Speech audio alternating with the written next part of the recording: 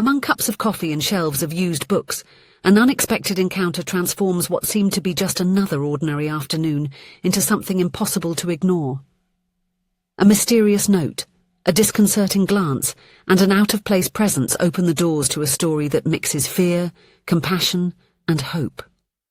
What begins as an enigmatic warning soon turns into an invitation to see beyond appearances and discover how far the courage to stay can change destinies. Hello, my friends. I am Linda, and this is the Linda Stories channel. I hope you enjoy this story. The cafe felt like a shelter from the world.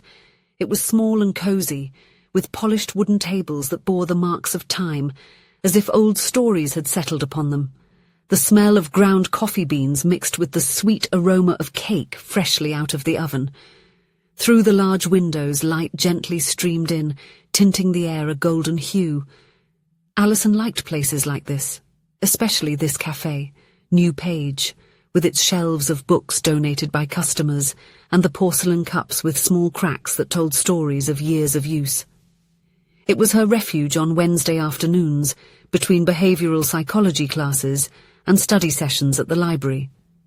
Today she was waiting for Melissa, her friend since school days.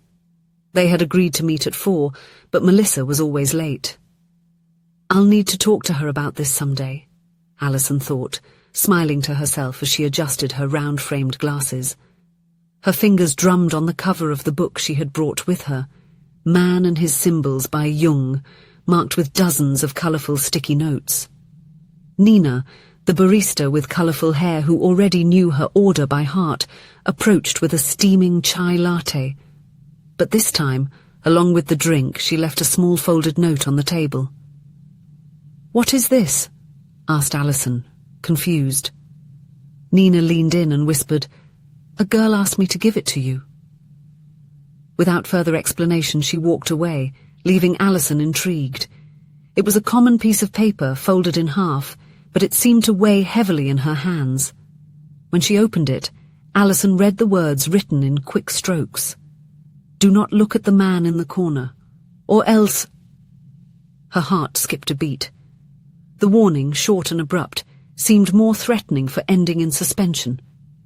Or what? Alison felt a chill run down her spine. Who could have left that note? And why? The instinct was immediate. She needed to look.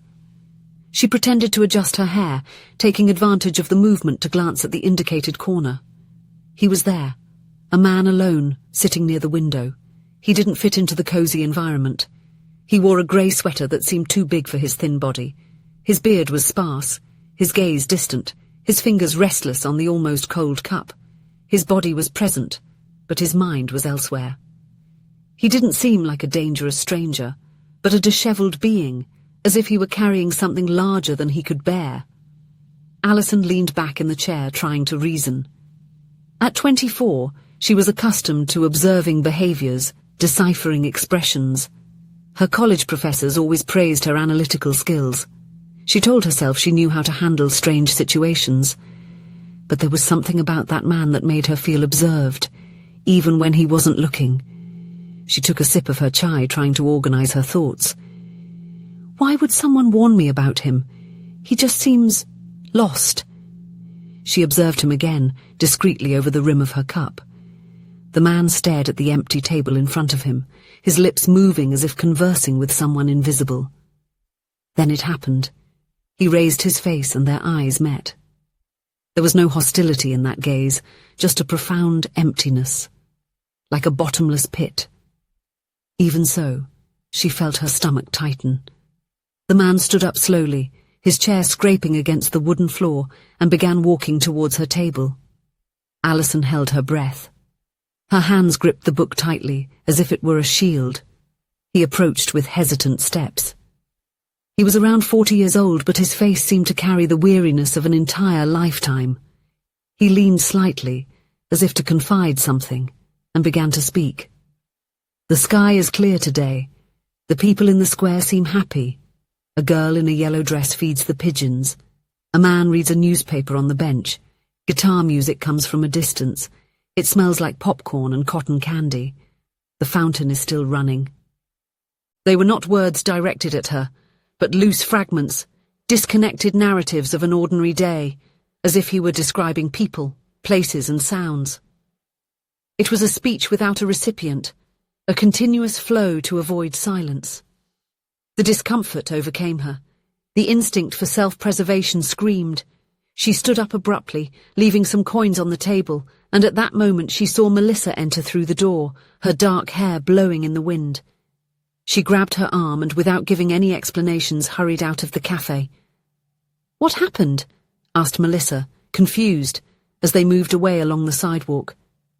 "I'll explain later," replied Alison, her heart still racing. The scene haunted her throughout the night. The note, the look, the confusing words.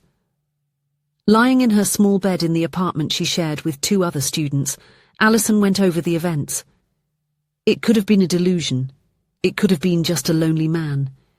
It could have been anything. But it was impossible to simply forget. The following day, during the psychopathology class, she couldn't concentrate. The professor's words sounded distant as she scribbled random phrases in her notebook, trying to reproduce what the man had said. A square, happy people, yellow dress. In the days that followed, his image returned with persistent thoughts. Alison tried to rationalize, but something in her sought understanding. In her small makeshift office on the bedroom bookshelf, she stuck a yellow post-it note. Why the warning? That's when an idea came to her.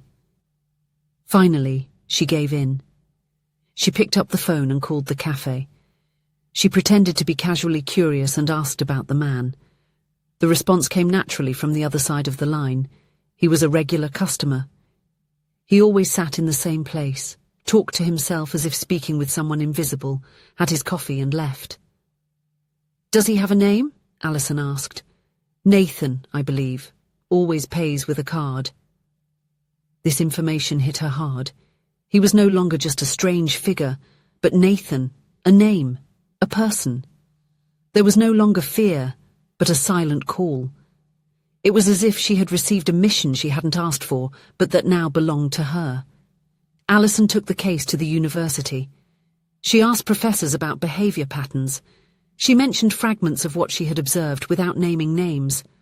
The responses revolved around trauma, memory disorders, perception disturbances. The most common explanation was that, in certain abysses of the mind, a person continuously relives what they couldn't process. Professor Ramirez, her mentor, listened to her attentively. "You know, Alison, sometimes people like this are stuck in a specific moment, like a scratched record that repeats the same part of the music over and over." Those words stayed with her. In her small notebook she wrote, "Stuck in a moment. But which one?" She returned to the cafe a few days later. Her heart was pounding as if before an important exam. She felt nervous but also determined. The man was there, in the same corner, motionless in front of the cup. There was no note this time, no warning. Just him and the chance to approach. With hesitant steps, Alison sat in front of him. The man raised his eyes, took a few seconds, but showed no recognition. He resumed his fragmented narrative, describing details as if he were recording every second of existence to make it endure. "The sky is clear today. The people in the square seem happy." Alison didn't speak. She just listened. The man repeated practically the same phrases, with slight variations, as if reciting a memorized poem. When he finished, he looked at her as if seeing her for the first time. "Can I help you?" he asked, with surprising lucidity. "I study psychology," Alison replied honestly. "I've noticed you come here often." He nodded, taking a sip of already cold coffee. "I come here because it's close to the square." "What square?" she asked gently. "The square where I last saw you." This listening was repeated, first in silent meetings, then in gradual approaches. She became a constant, patient presence, not demanding coherence. What began as fear transformed into curiosity, then into compassion. Amid silences and scattered sentences, She began to understand. Nathan was 42 years old. He had been a history teacher at a high school. He carried with him a story of rupture. There was no death, but there was a painful absence. He had lost contact with his daughter Emma after a traumatic episode that deeply shook him, a nervous breakdown followed by hospitalization. Since then, he hadn't been able to organize himself, nor reconnect with the world. It was in that square, he explained on a clearer day. Emma was wearing a yellow dress. She loved feeding the pigeons. We were happy that day, before everything fell apart.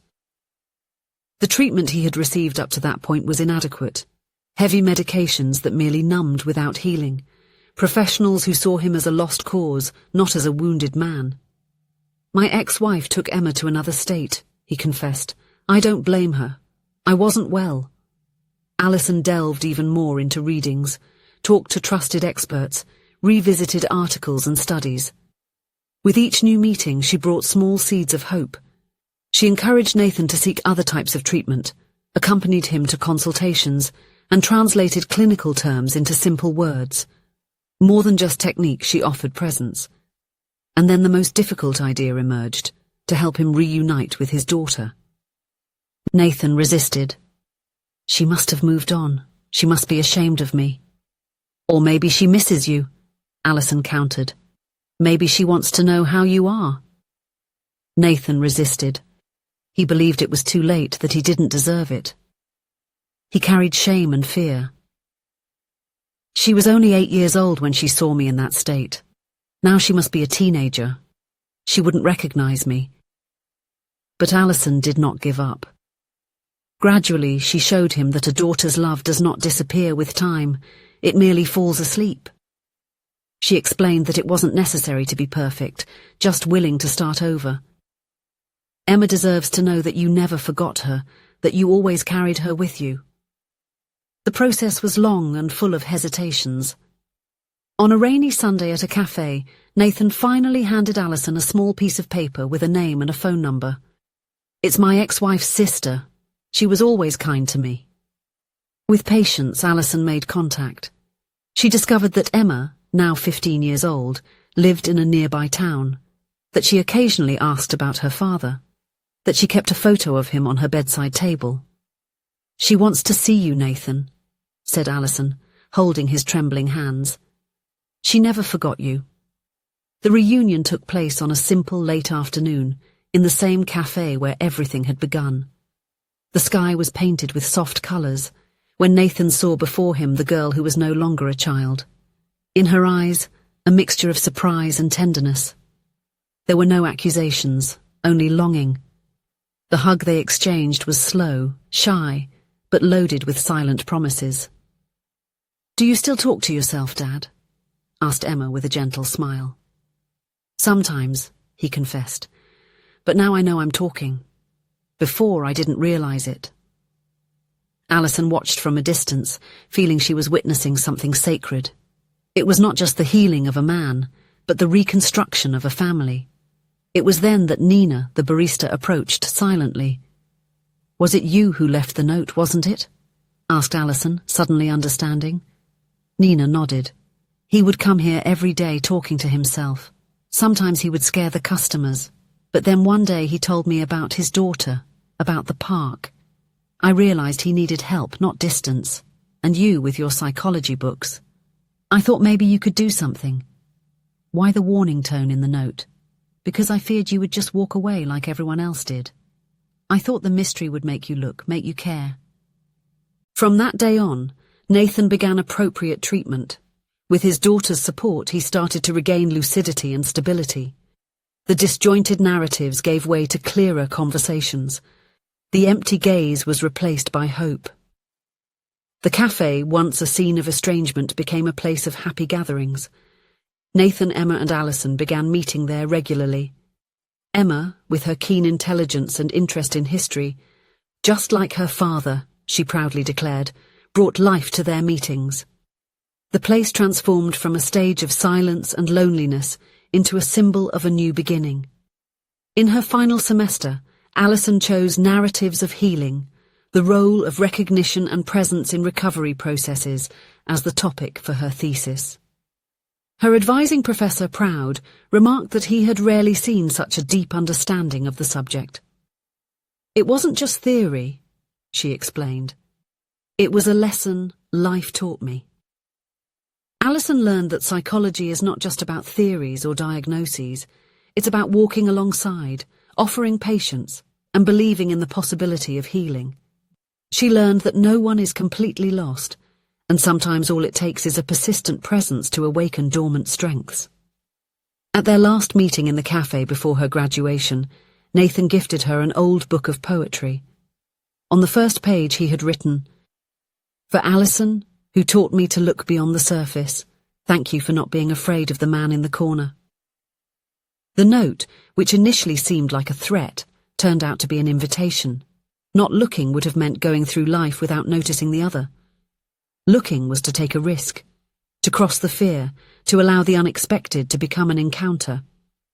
Alison discovered that love, whether in care, friendship, or affection, is born when we dare to stand before another's pain without fleeing, that no one is irreparably broken, and that each reunion, no matter how unlikely, can open paths to healing.